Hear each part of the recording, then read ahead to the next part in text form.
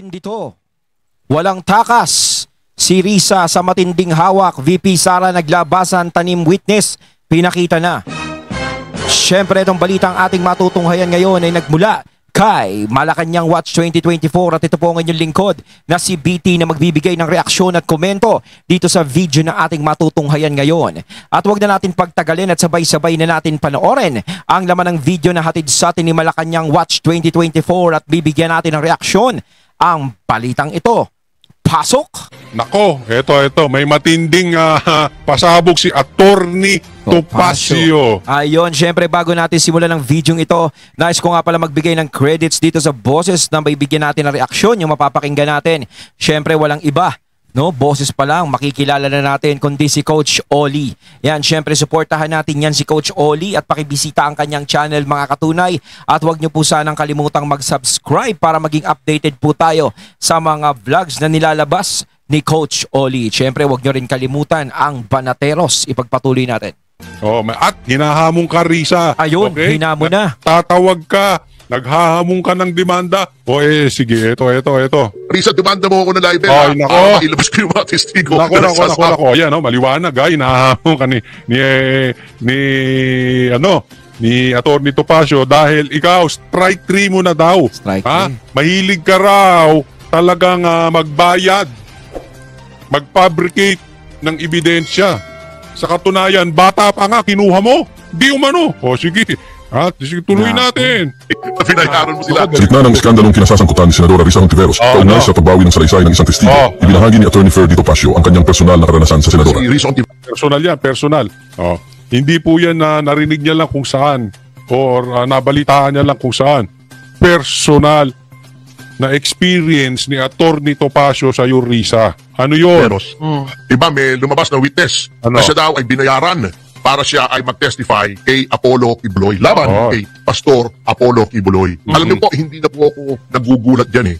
Ito kasi, ito yung pinakabago. Alam naman po natin lahat na ito si alias Rene ay binayaran ng milyon ni Risa Hontiveros para idiin ang Duterte at si Pastor Kibuloy. Kasi Nako matinding akusasyon yan. Naku, Honti. Yung umaano na yan, no? Kasi talagang yung witness talaga, no? Yung kinuha niyang witness is nagsasalita na ngayon. Iba na ang ikinakanta kaysa nung una. At eto naririnig nga natin, no? Si Attorney Topacio ay hinahamon si Honti, no? Kung talagang kasuhan daw siya ng libel. Nako. Ayan na nga ba ang sinasabi natin? Ay nako. Kasi naman. Pero syempre, no, malakas din yung loob ng witness na kinuha nila Risa noon, no, ni Senator Risa, na lumantad ng ganito, no? At saka nakikita mo talaga sa kanya is ibang-iba siya magsalita kaysa nung una. Nung nandoon sa Senado, yung dinidiin niya sila Kibuloy, sila Pastor Kibuloy, si VP Sara, si PRRD, iba Ngayon, iba yung pagkasalita niya. Talagang dire-diretso talaga. No? Hindi mo masasabing kabisado, pero talagang nakikita natin at naririnig natin sa kanya na talagang parang may alam siya. Ngayon lang. personal, nakausap kami. Na mga witnesses na binayaran, sinasabi nila na binayaran sila ni Risa Hontiveros. Dalawang instances, personal. Kausap ko unang-una, yung kay Kian. Kian, una ha. Meron experience si Attorney Topacio, dalawa. Tapos ito pang pangatlo, si alias Rene. Yung na-convict naman yung mga pulis. At talaga naman kung may kasalanan, karapat-rapat naman talagang ma-convict. May justice. May justice. Pero noong una, dumapit po sa amin ni Congressman Jing Paras. Buhay na testigo ni Congressman Jing Paras. Yung tatay ng isang bata, nagre-reklamo, minor ito ha. Kinuha daw yung anak niya sa kanya na walang pahintulot ni Risa Hontiveros. Kita mo, nangunguha ka ng bata. Ay, nako, pangit yan. Kababae mong tao, nangunguha ka ng bata. Daig mo pa yung mga DOM na may hilig sa bata. Nako, may kakilala akong ganyan. Pambira ka, Risa.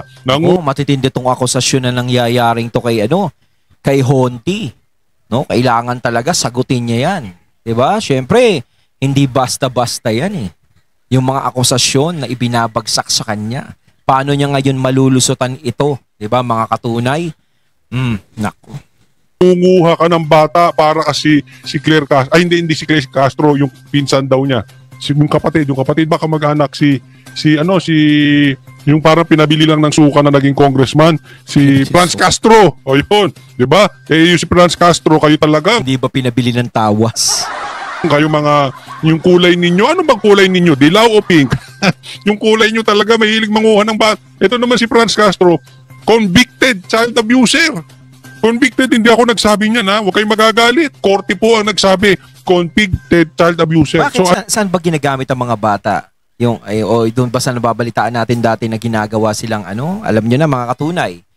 'Di ba? Kasi alam nyo, sa totoo lang, ang mga bata madaling mauto. Madali silang mahimok. 'Di ba? Yung mga estudyanteng bata na mga college, mga ganyan. 'Di ba? Yung mga madali silang mapaniwala sa isang paniniwala na akala nila tama. 'Di ba?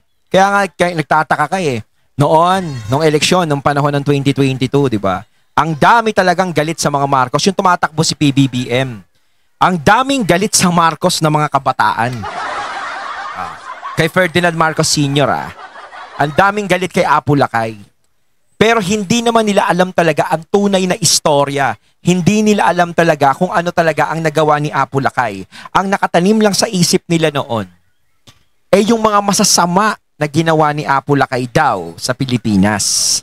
Diba? Pero yung mga magaganda na naging magandang feedback kay Apo Lakay, hindi nila inano. Kaya karamihan na nagagalit sa mga Marcos noong mga panahon ng eleksyon ng 2022, puro kabataan. Pero nakikita mo naman kung sino naman ang dumidepensa. 'Di ba? Yung mga dumidepensa sa mga Marcos, yung mga may mga edad na, yung mga matatanda, yung mga lolo't lola natin, nanay at tatay, sila dahil mas nakakaalam sila. 'Di ba? Mas alam nila yung naging sitwasyon nun. Si Apo Lakay ang tinutukoy ko, ha. Kasi alam ko naman aayon kayo sa sinasabi ko dahil para sa akin totoo to, real talk tayo, no, walang pekean dito, no, walang plastikan. Sa akin talaga diretsahan. Alam ko na naging maganda yung pamamalakad ni Apo Lakay sa Pilipinas nung naging presidente siya. Pero yung ngayon, hindi ako nagko-comment sa ngayon, ha. Kay Apo Lakay lang ako nagko-comment. Madaling salita, ng aabuso ng bata. Kung si Franz Castro nang-aabuso ng bata, ikaw, Risa, nangunguha ng bata, naku, hindi maganda yan, pedophile. Di ako may sabi niya na nagre-reaction lang tayo rito, ha. Sabihin na naman si BT play safe, eh. Siyempre tayo nagre-reaction tayo, nire-reaction natin yung sinasabi ng mga vlogger dito. Yung mga balita, yung mga nasasagap natin, 'di ba? Hindi siya pedop. Nangunguha ng bata siguro, hindi naman para anong gawin, para lang tumistigo. Naku. Hindi ako may sabi, si Topacio, ina-explain lang natin mabuti nang maintindihan ng katulad si Coach Oli, 'di ba? Hindi rin siya ang may sabi. Si Atty. Topacio. Kumbaga labas kami diyan sa usapan, nagko-komento lang kami dito. Baka mamaya magalit kayo sa amin ni Coach Oli. Taong bayan, kung ano yung pag-uugali mo kasi trending. May pattern ka. So lumapit kami sa CIDG. Kasama namin yung tatay nagreklamo. Kaya yan, kasama yung isang official ng CIDG. Kasama yung BACC, yung Volunteers Against Crime and Corruption. Kasama si dating Congressman Jing Paras. Pumunta kami sa Senado para kausapin si Senator Risa Ontiveros. Natakot yata nung nalaman may CIDG. Hindi kami hinarap, wala daw. Kita mo, takot ka pala, Claire. Bakit kasi yung Castro parang naano ko doon sa child abuser? Risa, natakot ka eh. Ugali mo pala yan. Ay, naku. Diba? Magsasalita ka pagka nandiyan ka sa... Siyempre, privilege speech mo yan. Pagpin mo na yung katotohanan, natatakot ka, hindi mo minit. Nako. Una yan. Sabi staff niya. Although, sabi ng mga tao roon, nandun daw. Hindi na namin pinili, siyempre. Ayaw naman nating bastusin yung senador yun, Senator of the Republic. That's number 1, ha? Number 2, yung sa Farmally. Diba, hinarap namin sa media. Farmally. Yung isang witness na sinabi, binigyan siya ng pera, binigyan siya ng e-bike ni Riz Ontiveros sa pamamagitan noong abogada na connected kay Riz Ontiveros, miyembro ng kanyang staff. Mo. Grabe, sarap palang magkakaroon ng kay Honti. Namimigay ng regalo. Grabe, ha? Namigay ng pera, namigay ng bike. Ano ang gamit? Abogada niya at saka Buhay na buhay. Buhay na buhay. yung staff. Okay, member niya, staff niya. Eh di ba yan din ang kwento ni ano? Yan din ang kwento nito si alias Rene. Hindi niya na may tatanggihan kasi sa madaling salita, ugali ni Risa yan. Tatandaan nyo, gusto nyo makita yung pag-uugali, halimbawa ng kaibigan mo, backtrack ka lang. Ilang taon. May pattern. May pattern ng tao eh. Unless magkaroon ng divine intervention, magbabagong buhay. Pero kung hindi nagkaroon ng divine intervention, as is well is, ika nga, pare-parehos lang yan. Ulit-ulit. Kita mo tumutog pa, oh. Tumutugma. Hindi naman siguro kakilala ni itong si alias Rene yung tungkol dyan sa Parmaline na yan. Pero yung sistema, saan pinadadaan dun sa staff noon? Sa abogado mo. Ayan, nasa akin pa yung video. So parang hindi inirerekta, parang ganun ba yun? Nandyan pa rin sa online, yung testigo yun, yung video ng testigo. Kaya hindi lang may pagkakaila yun. Hanapin ko yan. Hanapin natin. Ikalat natin yan. Yung video na yan kasi kailangan importante yan. Para malaman ng taong bayan kung anong klaseng babae ito si Risa. Para sa akin kasi yung mga testigo na lumalabas laban sa mga Duterte, no? Para sa akin talagang ano lang yan eh. Mga political lang yan. Parang pinupolitical lang talaga yung mga Duterte. Kasi nga talagang hinaharang eh. 'Di ba? Hinaharang talaga yung mga Duterte ng mga taong may ayaw sa kanila. Yung mga taong ayaw sa pamumuno nila. 'Di ba? Kasi kapag talaga ang Duterte talaga ang naupo, alam na nila kung ano yung magiging kapalaran nila. No? Hindi na sila makakaporma talaga. Kasi nung panahon ni PRRD, wala gaanong makaporma. 'Di ba? Hindi sila makapaghayahay na buhay. 'Di ba? Syempre, papayag ka ba kung ikaw gusto mo maging hayahay ang buhay mo, nakakaramdam ka ng hayahay na buhay? Papayag ka ba uli na bumalik sa hindi hayahay na buhay? Syempre, hindi. Kasi pag hindi ka makakabalik doon, kung sakaling Duterte na naman makakaupo. 'Di ba? Kumbaga, nasampulan na ni Tatay Digong eh. 'Di ba? Lalong-lalo na siguro sa anak. Kung tutuusin yun eh. 'Di ba? Kaya si BP Sara talaga is kinokontra talaga, hinaharang talaga siya. Tsaka dito naman kasi, lahat ng mga kinakasuhan, lahat ng mga nadadali is yung mga malalapit sa mga Duterte. 'Di ba?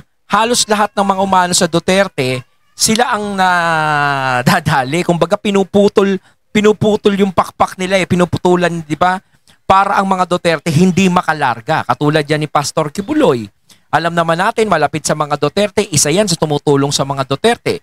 So kung mawawala si Pastor Kibuloy, is maaaring iniisip nila na mapuputol. Mapipilayan ng mga Duterte. 'Di ba? Ganun yun.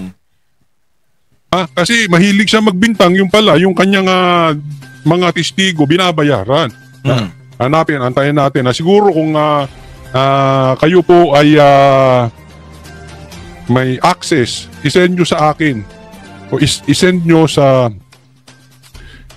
account ko yung video. Kahit yung link man lang, makita natin na ano yung sinasabi ni Atty. Topacio itong pag-uugali ni Risa. Yung kay Kia, nandyan pa rin po online pag niresearch nyo. Kaya etong lumabas pong testigo na nagsasabing binayaran na naman siya ni Senator Rizon Iveros para magtestigo laban kay Pastor Apollo Kibuloy, strike 3 na yan kay Rizon Iveros. Strike 3, it means pag strike 3, you're out. Senado. Eto, panawagan lang sa inyong mga senador. Strike 3 na po ito si Risa. Strike 3. Wala akong naririnig sa inyong mga senador. Dapat you're out. Di ba pag strike 3 sa baseball, you're out. Out na, wala na. Pwede pong matanggal ito si Risa. Hindi, ang aking pagkakaalam, bagamat tayo ay hindi naman abogado, ito siya ay hindi pwede ma-impeach. Ako sa totoo lang nagtataka ako kay Honti. No? Ano kaya yung pinaghuhugutan niya ng galit sa mga Duterte? Kasi, di ba, nabalitaan naman natin, nalaman naman natin na sinabi nga ni VP Sara noon sa Senado na si Honti ay humingi ng tulong sa kanila dyan sa Davao para manalo. Di ba? Tinulungan naman siya ng mga Duterte.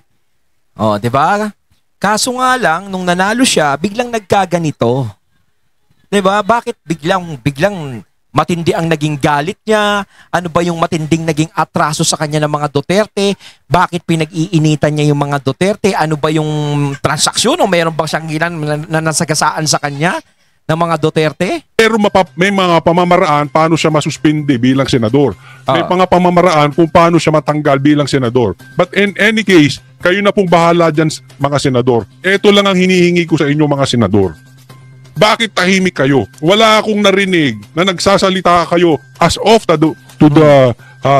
up to this time na ginagawa ko itong aking vlog.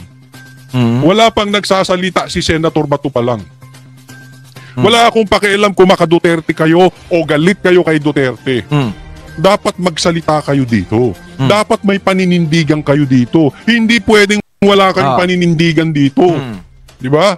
Kung kayo'y naniniwala dito, dapat imbestigahan nyo to si Risa. Ngayon kung kayo naman ay hindi naninindigan dito, sabihin nyo in public, kami hindi naniniwala dito sa testigo na yan. At least man lang may tayo kayo. Kayong mga senador, at least tumayo kayo. Kasi duwag kayo pag hindi kayo nagsalita. Or, ayaw nyo lang naaabala. Ako sa tingin ko talaga yan lang Kasi ang dami na lumalabas ngayon talaga kay Risa na mga ganyan eh.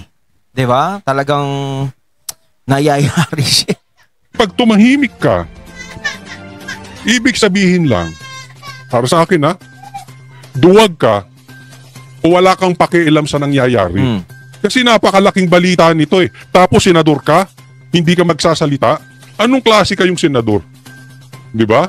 Magsalita kayo. Panglahatan po ito. Hindi Kumbaga ang inihingi ni Coach Oli dito na magsalita naman sila tungkol dun sa sinasabi ng witness na yon. Kasi nga ika nga ni Atty. Topacio nakaka-strike 3 na si Honti tapos walang ginagawang aksyon. Ika nga ni Coach Oli parang baseball, pag tatlong ka na, is wala na. Out na. 'Di ba? So kailangan niya ng kumbaga sinasabi niya rito na magsalita naman kayo diyan. Na may nagsasalita na ng ganito, bakit hindi nyo inaaksyonan? Aba. Ito pang Duterte o hindi yung maka-Duterte. Wala akong pakialam basta senador magsalita kayo, nilalahat ko Ayan, ito. magsalita na kasi kayo. Busy pa rin sila sa impeachment. Doon sa impeachment, masakit na yung ulo nila. Tapos nadagdagan pa nito. Ako, Mas gustuhin namin dami nagiging trabaho ng mga senador ngayon. Sabihin nyo, peke yan, lumabas na testigo. At least may Para paninindigan ka, malaman, hindi ka duwag. Nagsasalita ka, kaysa naman tahimik ka dyan. Ibig sabihin, iwas pusoy kayo, wag ganon. Pangit po yan, saan silbi nyo, nahalal kayo mga senador, kasamahan nyo tong senador Dapat may stand kayo, hindi pwedeng tahimik lang kayo basta dito. Pambihira kayo mga senador At huwag niyong sabihin hearsay o patay lamang sa mga media reports yung aming sinasabi. Sapagkat personal po, nakausap ng inyong abang lingkod, yung tatay ng minor na kinuha nung grupo ni Risa Ontiveros. Pati yung sa family, kausap ko po, nandoon po ako nung binibideo yung kanyang testimony. Nandoon po ako, kaya etong pangatlo, hindi ko alam ito. Yan. Grabe yung mga sinasabi ni Atty. Topacio, no? Yung mga nire-reveal niya. Kaya nga sinabi ni Atty. Topacio, kahit kasuhan mo ko ng libel. Parang ganun. Ako. Attorney din to. Yung dalawa, Siyempre ko, attorney ka, alam mo yung ginagawa mo, no? may personal knowledge si Topacio. Mabigat po yan kasi hindi lang yan nabalitaan sa media. Itong pangatlo, wala siyang personal knowledge. Ako naman, wala akong personal knowledge dito kay alias Rene. Pero may personal knowledge ako sa KOJC, kay Pastor Kibuloy. Hindi nila magagawa yung binibintang nitong si Risa. Hindi niya magagawang saktan ng mga tao niya. Grabe po magprotekta si Pastor Kibuloy sa mga members Hindi, niya. tsaka nakikita naman natin, no? Napakadaming members ng KOJC. Umabot nga yan ng milyon eh. 'Di ba? Ngayon, kung sinasaktan ni Pastor Kibuloy yan, para sa akin, hindi ko naman sinasabi pinagtatanggol ko si Pastor Kibuloy. Pero pairalin lang natin yung yung kaisipan natin. Palawakin lang natin. Kung sinasaktan ni Pastor Kibuloy, ang mga nasa KOJC, binamaltrato ni Pastor, hindi dapat dadami ng ganyan yan. Ano yan? Parang tinitiis nila na gano'n ang ginagawa ni Pastor Kibuloy? Ano yan? Kulto? Diba? Nakikita naman natin sa kulto kahit na winawalang yaka na eh. Doon ka pa rin, naniniwala ka pa rin sa pinagsasabi nun. Oh. Iba naman kasi yung kay Pastor Kibuloy, religious group ito. 'Di ba? At saka kita nyo naman kung gaano kadami ang religious group na ito, yung KOJC. Milyon ang naniniwala sa kanya. 'Di ba? Hindi lang naman dito sa Pilipinas, kundi meron din sa ibang bansa. 'Di ba? Ngayon, kung totoo yung sinasabi na minamaltrato, bakit aabot ng ganun karami? Siguro accepted mo yung kung mga 1,000 lang sila, 2,000 lang yung member nila. 'Di ba? Kaso hindi napakarami. Ibig sabihin, yung milyon na naniniwala sa KOJC na naka-member sa kanila is nagbubulag-bulagan, nagbibingi-bingihan kung meron mang ginagawa si Pastor Kibuloy na ganon. 'Di ba? Ibig sabihin inaano na lang nila yon, sinasawalang bahala nila. Kung minamaltrato sila, ganun ba yon? Kaya ang hirap kasing paniwalaan kung ang tao ay may milyong-milyong sumusuporta. Gaya sa mga Duterte. 'Di ba? Milyon-milyon ang sumusuporta sa mga Duterte, tapos sinasabihan ng mga Duterte ng masama. At sa Davao, ang daming sumusuporta sa Duterte, buong Davao, pero sinasabihan silang masama. 'Di ba? Pero hindi 'yun ang sinasabi ng mga tao. 'Di ba? Puro positive ang sinasabi sa mga Duterte. Puro positive din ang sinasabi kay Pastor Kibuloy. 'Di ba? Paano tayo maniniwala sa isang akusa na alam natin na maraming sumusuporta sa mga taong yun? Sa mga workers niya. Nakikita ko po yun. Nakikita ko kung gaano katindi ang sistema sa KOJC. Ako may personal knowledge dyan. Malayo po sa katotohanan yung gustong palabasin nito ni Risa. Eto na po lumalabas. Nadinig ko yung panig nung salita ni alias Rene before at ni Rene ngayon. Magkaiba. Yung ngayon talagang nagsasabi siya ng totoo. Even sila Tatay Digong, bakit kailangan pa nila magpasahan ng baril doon sa Glory Mountain? Ang dami namang lugar para kayo magpasahan. And at the same time, yung mga baril naman nila, lisensyado. Diba? Gusto lang talagang idawit nito ni Risa ang Duterte. Ayun, natating natunghayan ng video na nagbula kay Malacanang Watch 2024 at syempre natunghayan natin ang boses na yun na binigyan natin ng reaksyon na nagbula kay Coach Oli. Kayo mga katunay, anong masasabi nyo tungkol dito? Comment lang po kayo sa comment box. So once again, I'm BT and I'm out. Peace.